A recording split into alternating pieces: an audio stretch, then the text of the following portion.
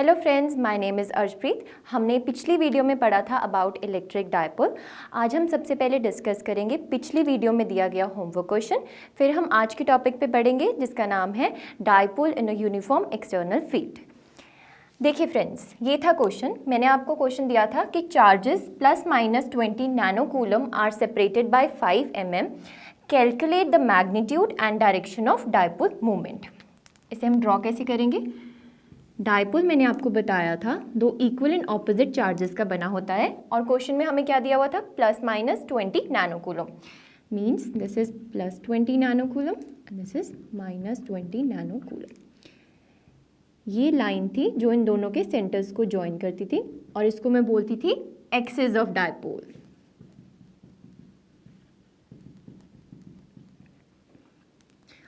देखिए फ्रेंड्स, आपसे क्वेश्चन में पूछा गया है कि मैग्नीट्यूड एंड डायरेक्शन क्या होगा डायपोल मूवमेंट का। लास्ट वीडियो में मैंने आपको बताया था कि डायरेक्शन क्या होगी, always from negative to positive. तो डायपोल मूवमेंट की डायरेक्शन क्या रहेगी? Always from negative to positive. अब बात करते हैं कि मैग्नीट्यूड क्या रहेगा। Magnitude P is equals to Q into 2A। Q क्या था यहाँ पे friends? Magnitude of a charge, that is 20 nano coulomb. Nano coulomb को जब हम कूलम में कन्वर्ट करेंगे तो इंटू 10⁻⁻⁹। अब 2A क्या था? 2A था डिस्टेंस। डिस्टेंस की वैल्यू क्या दे रखी है आपको क्वेश्चन में? 5 mm। 5। अब देखिए फ्रेंड्स, हम जो सारी कैलकुलेशन करेंगे वो किस में करेंगे? SI यूनिट्स में। मीन्स अगर मैंने चार्ज को कूलम में रखा है तो मैं डिस्टेंस को किस में रखूंगी? मीटर्स में। मीन्स मुझे mm को किस में कन्वर्ट करना होगा? मीटर्स में। तो 5 इंटू 10⁻⁻3। तो P की वैल्यू आ जाएगी, सिंपल मल्टीप्लाई कीजिए, 20 इंटू 5 100।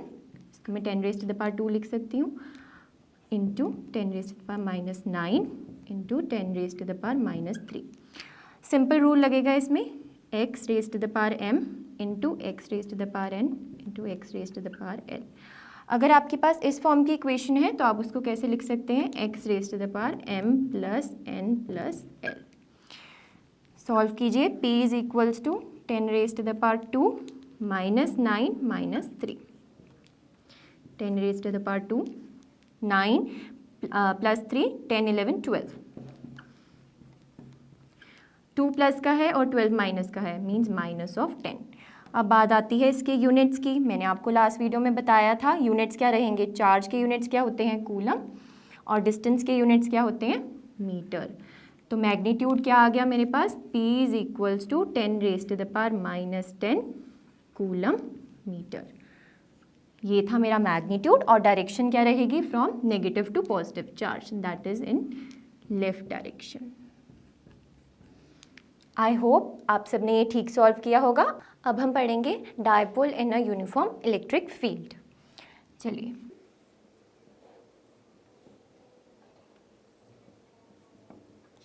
ये लाइंस क्या बता रही हैं हमें कि इलेक्ट्रिक फील्ड क्या है? यूनिफॉर्म है। यूनिफॉर्म कैसे?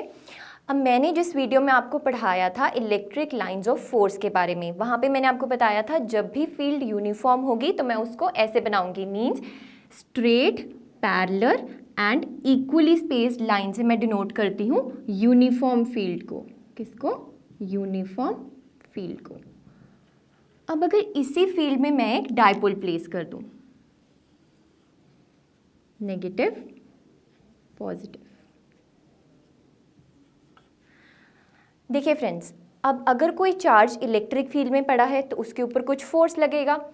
फोर्स होता है F is equals to Q into E। अगर चार्ज पॉजिटिव है, Q अगर पॉजिटिव है तो जो इलेक्ट्रिक फील्ड की डायरेक्शन होगी वही फोर्स की डायरेक्शन रहेगी। बट अगर मेरा चार्ज क्या है? नेगेटिव। अगर चार्ज क्या है? नेगेटिव, तो फोर्स और इलेक्ट्रिक फील्ड की डायरेक्शन क्या होगी? ऑपोजिट हो जाएगी। मीन्स अगर मेरी इलेक्ट्रिक फील्ड इस डायरेक्शन में जा रही है तो इस चार्ज में फोर्स लगेगा इस डायरेक्शन में, और फोर्स का मैग्नीट्यूड होगा Q इंटू E। और ये चार्ज क्या था? नेगेटिव। इलेक्ट्रिक फील्ड जा रही है इस तरफ तो फोर्स लगेगा इस तरफ, यहाँ फोर्स की वैल्यू हो जाएगी -q into E.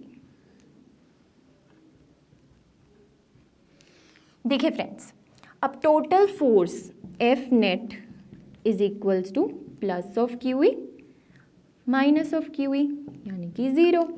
Means F of net की वैल्यू क्या आ गई मेरे पास? 0। ये आपको CTM means cram to memory, आपको रट्टा मार लेनी है कि जब भी मेरा डायपोल यूनिफॉर्म इलेक्ट्रिक फील्ड में पड़ा है तो उसके ऊपर नेट फोर्स क्या लगेगा? 0। देखिए फ्रेंड्स, नेट फोर्स 0 का मतलब है ये क्या है? ट्रांसलेशनल इक्विलिब्रियम में। किस में है? ट्रांसलेशनल इक्विलिब्रियम में। अब देखिए फ्रेंड्स, आप देख सकते हैं ये फोर्स लग रहा है अलोंग दिस लाइन और ये फोर्स लग रहा है along this line. Means in दोनों फोर्सेस की लाइन ऑफ एक्शन सेम नहीं है। लाइन ऑफ एक्शन सेम नहीं है। इसका क्या मतलब हुआ? अगर दो फोर्सेस का लाइन ऑफ एक्शन सेम नहीं होता, मीन्स ये क्या लगाएंगे? कुछ टॉर्क लगाएंगे। क्या लगाएंगे? Torque. Due to this torque हमारे पास क्या आ जाएगा? Rotation of dipole. In short, अगर कोई भी डायपोल यूनिफॉर्म इलेक्ट्रिक फील्ड में पड़ा है तो वो ट्रांसलेशनल इक्विलिब्रियम में तो पक्का होगा, बट वो रोटेशनल इक्विलिब्रियम में नहीं होगा। रोटेशनल इक्विलिब्रियम में नहीं होगा। नहीं होगा क्यों? अगर तो वो रोटेशनल इक्विलिब्रियम में होता तो वो रोटेट नहीं करता, बट यहाँ पर मैं बोल रही हूँ कि ये डायपोल रोटेट करेगा, तो मैं बोल सकती हूँ कि ये रोटेशनल इक्विलिब्रियम में नहीं है। रोटेट किसके अलोंग करेगा? ये सेंटर है डायपोल का O, यहाँ से भी डिस्टेंस होता है A और यहाँ से भी डिस्टेंस होता है A। ये मैंने आप सबको पिछली वीडियो में पढ़ाया था जब मैंने आपको डायपोल के बारे में बताया था कि टोटल डिस्टेंस कितना रहता है टू चार्जेस के बीच में? 2a, और from the centre of the dipole distance कितना रहता है हर एक चार्ज की तरफ? a and a। तो मीन्स रोटेशन कैसी होगी? सपोज इस O पे मैं ये एक्सिस रख रही हूँ, लाइक एक्सिस इज आउटवर्ड, तो ये डायपोल रोटेट करेगा इस एक्सिस के अलोंग, मीन्स इस डायरेक्शन को, मीन्स क्लॉकवाइज रोटेट करेगा लाइक दिस। और ये डायपोल इस साइड को, मीन्स ये भी क्लॉकवाइज रोटेट करेगा। अब हमें इतना पता चल गया कि जो डायपोल है ये सेंटर एक्सिस के अलोंग रोटेट करेगा, और रोटेट कैसे करेगा? क्लॉकवाइज। अब निकालेंगे हम इसके ऊपर टोटल नेट टॉर्क क्या लगेगा। इलेक्ट्रिक फील्ड थी मेरी इस डायरेक्शन में,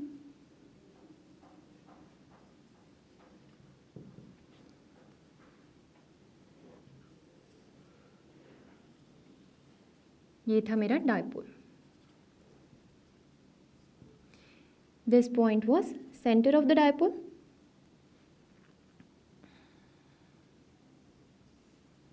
ये डिस्टेंस भी a था और ये डिस्टेंस भी क्या था?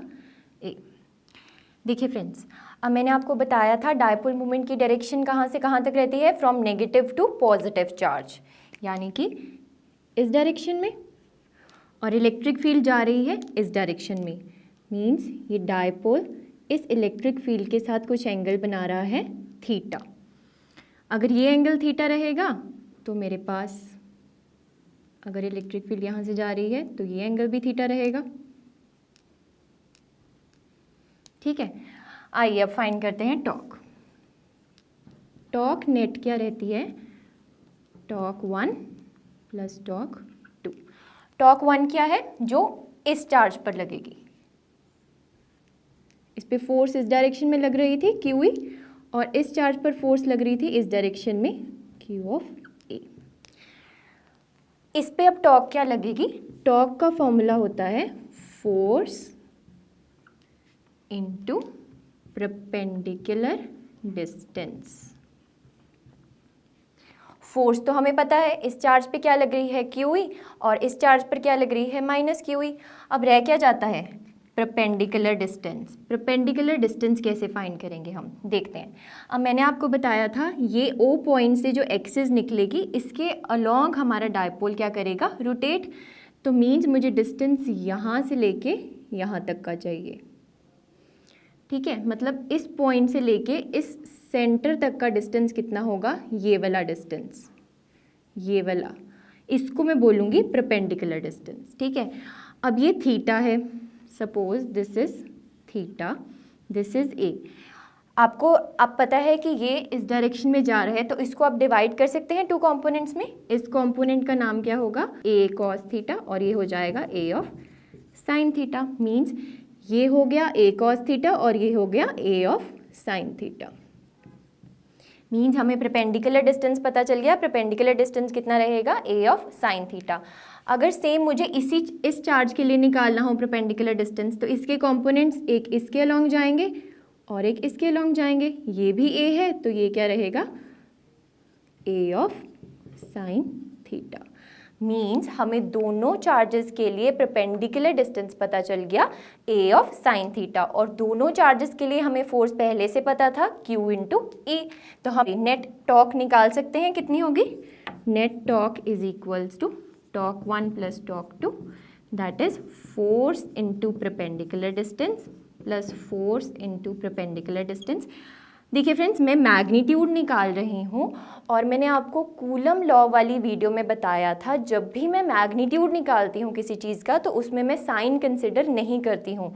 मींस दोनों के केस में मैं फोर्स की वैल्यू क्या डालूंगी, plus of Q E, Q into E, और परपेंडिकुलर डिस्टेंस क्या था, A of sine theta plus Q into E, A of sine theta. So net torque का मैग्नीट्यूड मेरे पास कितना आ जाएगा, 2 QEA साइन ऑफ थीटा। देखिए अब इसको देख के आपको कुछ याद आ रहा है, मैंने आपको लास्ट वीडियो में बताया था कि डायपोल मोमेंट क्या होता है, P is equals to Q into 2 of A। क्या आप यूज़ कर सकते हैं, यहाँ पे आपके पास Q भी है, 2 भी है और A भी है।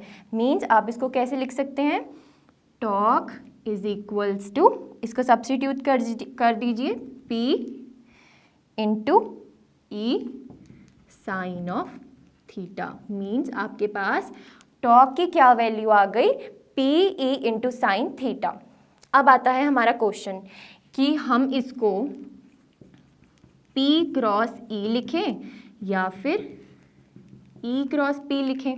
क्या लिखें अब, बिकॉज वेक्टर्स के अकॉर्डिंगली मुझे इतना पता है कि जब भी मैं क्रॉस प्रोडक्ट लेती हूँ दो वेक्टर्स का, A क्रॉस B, तो वो होता है AB साइन थीटा। तो आपको ये फॉर्मूला देखकर समझ आ रहा होगा कि ये हमेशा क्रॉस प्रोडक्ट रहेगा, या तो P क्रॉस E का या E क्रॉस P का। बट अब यहाँ पर हम क्या सब्स्टिट्यूट करेंगे, P क्रॉस E या E क्रॉस P। चलिए देखते हैं कैसे फाइंड करेंगे हम। अब मैंने आपको बताया था torque is equals to PE sine theta. देखिए फ्रेंड्स, E है इस डायरेक्शन में और डायपोल मोमेंट की डायरेक्शन है ये, और थीटा क्या है, दिस। अब इसको मैं P क्रॉस E लिखूंगी या E क्रॉस P लिखूंगी, वो बताने जा रही हूँ मैं आपको। देखिए, अगर मुझे लिखना है P क्रॉस E, मीन्स इस डायरेक्शन में मैं इस साइड को जा रही हूँ, मीन्स क्लॉकवाइज जा रही हूँ, और अगर मैं लिखती हूँ E क्रॉस P लाइक इस डायरेक्शन में, और ये कौन सी डायरेक्शन है, एंटी क्लॉकवाइज। और अभी हमने सॉल्व करा था कि टॉर्क की नेट डायरेक्शन क्या आ रही थी, क्लॉकवाइज। मीन्स मैं इसको कैसे लिखूंगी, torque is equals to P cross E। This is the net torque acting on a dipole when placed in a uniform electric field। ठीक है फ्रेंड्स, अब हमारा आगे केसेस डिस्कस करने वाले हैं हम कि ये टॉर्क मैक्सिमम कब होगा और मिनिमम कब होगा। Torque was PE sine theta. देखिए फ्रेंड्स, अब टॉर्क में जो P है मीन्स डायपोल मोमेंट है, P is Q into 2A। Q भी हमारे पास फिक्स्ड है और डिस्टेंस भी मैंने एक बार बता दिया आपको, 2A रहेगा टोटल डिस्टेंस, तो ये 2a ही है, चेंज नहीं हो रहा डिस्टेंस, तो q भी फिक्स्ड है, 2a भी फिक्स्ड है, मींस डायपोल मोमेंट p भी फिक्स्ड है। और इलेक्ट्रिक फील्ड मैंने एक बार ही बता दी, यूनिफॉर्म इलेक्ट्रिक फील्ड है, मतलब सारी जगह इलेक्ट्रिक फील्ड क्या रहेगी, फिक्स। तो वेरी क्या करेगा, साइन थीटा। मींस अगर मुझे बताना है कि मेरे पास टॉर्क मैक्सिमम कब होगा या मिनिमम कब होगा, वो डिपेंड किस पर करेगा, साइन ऑफ थीटा पे। Means sine of theta maximum कब होगा, जब sine of theta equals to 1 होगा, तो थीटा की वैल्यू यहाँ से आ जाएगी 90 डिग्री। इसको हम ड्रॉ कैसे करेंगे, अगर इलेक्ट्रिक फील्ड रहती है मेरी इस साइड और डायपोल मेरा प्लेस हो ऐसे, माइनस प्लस, एंगल कितना बना रहा है ये, 90 डिग्री। तो इस केस में मेरे पास टॉर्क क्या रहेगा, मैक्सिमम। कैसे, torque is P E sign theta, sine theta की वैल्यू हो गई 1 because theta is 90 degree, so torque की वैल्यू आ गई P इंटू ई। ये तो बात होती है मैक्सिमम। अब चलते हैं मिनिमम कब रहेगा टॉर्क।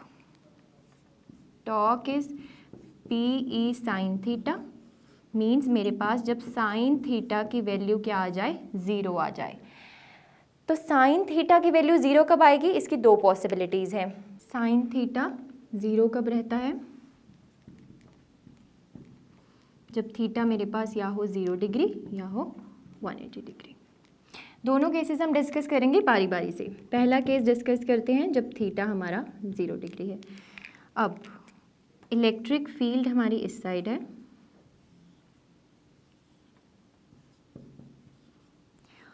थीटा 0 मीन्स P और E के बीच में एंगल क्या है, 0, यानी कि डायपोल भी मेरा कुछ इसी डायरेक्शन में प्लेस्ड है,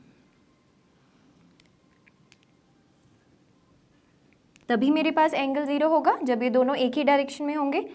अब मैंने आपको स्टार्टिंग में बताया था फोर्स के बारे में, इसके ऊपर फोर्स लग रहा था QE और इसके ऊपर opposite to electric field force was in this direction minus of QE। देखिए फ्रेंड्स ध्यान से, ये और ये दोनों forces same line of action पर आ गए, सेम लाइन ऑफ एक्शन पर। इसका मतलब क्या हुआ कि अब मेरे पास टॉर्क भी 0 हो गया। फोर्स तो पहले ही 0 था मेरे पास, नेट फोर्स नेट तो मेरे पास पहले ही 0 था, बट अगर मेरा डायपोल उसी डायरेक्शन में अलाइन हो जाए जिस डायरेक्शन में मेरी इलेक्ट्रिक फील्ड है, तो टॉर्क भी उसके ऊपर क्या हो जाएगा, 0 हो जाएगा। और इस टाइप के सिस्टम को हम क्या बोलेंगे कि ये किस में है, स्टेबल इक्विलिब्रियम में।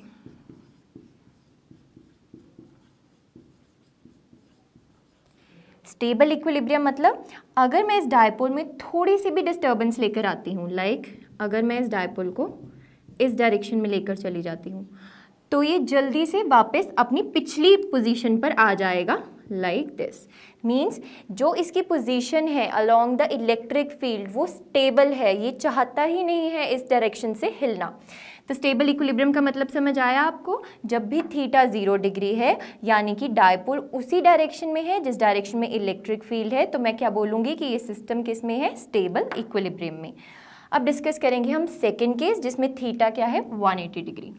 Theta is 180 degree, electric field थी इसी डायरेक्शन में। अब इलेक्ट्रिक फील्ड इस डायरेक्शन में है और थीटा की वैल्यू 180 है, मींस डायपोल इस डायरेक्शन में लाइन है। थीटा एंगल होता है ना हमारा P और E के बीच में, तो P अगर मेरा इस डायरेक्शन में है और E मेरा इस डायरेक्शन में है, तो एंगल कितना बन गया, 180 डिग्री। देखिए फ्रेंड्स, अब इसके ऊपर मेरे पास फोर्स क्या लगता है, opposite to field, F is minus QE, और इसके ऊपर फोर्स लगता है Q इंटू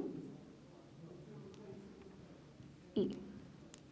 अब आप देख सकते हैं ये डायपोल कंप्रेस होने की कोशिश करेगा और यहाँ पर क्या केस था, डायपोल स्ट्रेच होने की कोशिश करेगा। इस टाइप के केस को मैं क्या बोलती हूँ कि ये अनस्टेबल इक्विलिब्रियम है, अनस्टेबल इक्विलिब्रियम है। इस केस में भी दोनों फोर्सेस की लाइन ऑफ एक्शन तो सेम आ रही है, मींस फोर्स तो मेरा ज़ीरो ही है और टॉर्क तो है ही ज़ीरो, बिकॉज मैं टॉर्क ज़ीरो के ही तो केसेस डिस्कस कर रही हूँ, मिनिमम टॉर्क के केसेस डिस्कस कर रही थी ना, टॉर्क ज़ीरो के, तो टॉर्क इस केस में भी ज़ीरो रहेगा। बट इसको मैं बोलती अनस्टेबल इक्विलिब्रियम हूँ। क्यों? देखिए, अगर मैं इसमें थोड़ी सी भी डिस्टर्बेंस लेकर आती हूँ, लाइक दिस, पॉजिटिव ऐसे, नेगेटिव ऐसे, इसमें मैंने डिस्टर्बेंस लेकर आई थी तो ये वापस उसी पोजीशन पर आ गया था। बट अगर मैं इसमें डिस्टर्बेंस लेकर आ रही हूँ तो ये नहीं चाहेगा उसी पोजीशन पर वापस आना। क्यों? क्योंकि electric field always wants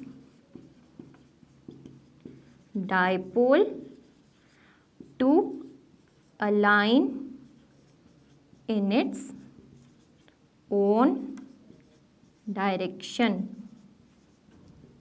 means कि अगर ये डायपोल थोड़ा सा भी घूमेगा तो ये पॉजिटिव चार्ज मेरा इस साइड चला जाएगा, अगर ये पूरा घूम जाए, और नेगेटिव इस साइड, तो मेरा P भी इसी साइड आ जाएगा। और यही इलेक्ट्रिक फील्ड चाहती है कि ये डायपोल वापस से मेरी साइड आ जाए। तो इस टाइप के इक्विलिब्रियम को मैं बोलूँगी अनस्टेबल इक्विलिब्रियम। ठीक है फ्रेंड्स, अब जल्दी से हम करेंगे एक न्यूमेरिकल इस पे, फिर आज की वीडियो को फिनिश करेंगे। अब हम करने जा रहे हैं न्यूमेरिकल इस पार्ट पर। देखिए, इलेक्ट्रिक फील्ड थी मेरी इस डायरेक्शन में,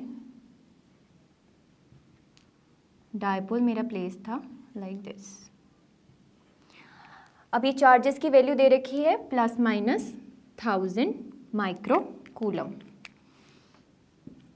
1000 माइक्रो कूलम। आगे दे रखा है separated by a distance of 2 mm, यानी कि इनके बीच में डिस्टेंस कितना है? 2 मिलीमीटर।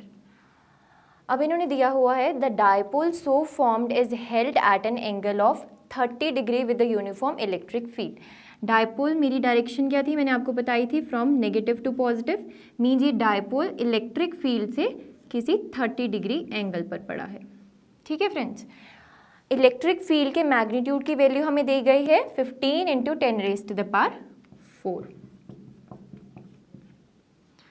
और हमें क्या पूछा हुआ है? Calculate the torque acting on a dipole. अभी मैंने आपको बताया था torque is equals to PE sin theta. Torque का हमें मैग्नीट्यूड ही निकालना है। टॉर्क इज P को हम लिख सकते हैं Q × 2A। ये मैंने आपको लास्ट वीडियो में पढ़ाया था जहाँ पे इलेक्ट्रिक डायपोल के बारे में, वहाँ पे हमने पढ़ा था डायपोल मूवमेंट के बारे में, दैट वाज P, जिसको मैं लिख सकती हूँ Q × 2A into electric field sine of theta. Q की वैल्यू सब्स्टिट्यूट कीजिए 1000 माइक्रो कूलम। माइक्रो कूलम को कूलम में चेंज करने के लिए 10⁻⁻⁶ से मल्टीप्लाई कर देंगे। 2A डिस्टेंस कितना दिया हुआ है? 2 mm। mm को हम चेंज करेंगे मीटर्स में, ऐसा यूनिट्स में रखना है हमने सारा काम। 2 × 10⁻⁻3। E की वैल्यू दे रखी है हमें 15 × 10⁴ sine theta. Sine of angle कितना बना रहा है? क्वेश्चन में दे रखा है 30 डिग्री, साइन ऑफ 30 डिग्री। इसको सॉल्व कर लीजिए, हमारे पास आ जाएगा torque. This is 10⁻³ -6 × 2 × 10⁻³ into 15 plus of ये 4 मैं यहाँ पर लिख सकती हूँ साथ में, into sine of theta, sine of 30। Sine of 30 की वैल्यू क्या होगी? जल्दी से बताइए। साइन ऑफ 30 की वैल्यू होगी हाफ, 1/2।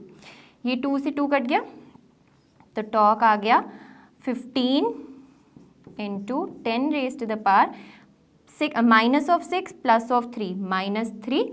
यहाँ पे क्या आ जाएगा? प्लस ऑफ 1, मीन्स टॉर्क की वैल्यू आ गई मेरे पास 15 × 10⁻⁻2, means torque is 15/100, that is 0.15।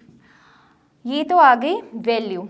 अब इसके यूनिट्स क्या रहेंगे? देखिए फ्रेंड्स, टॉर्क किस पे डिपेंड कर रहा है? P पे एंड E पे।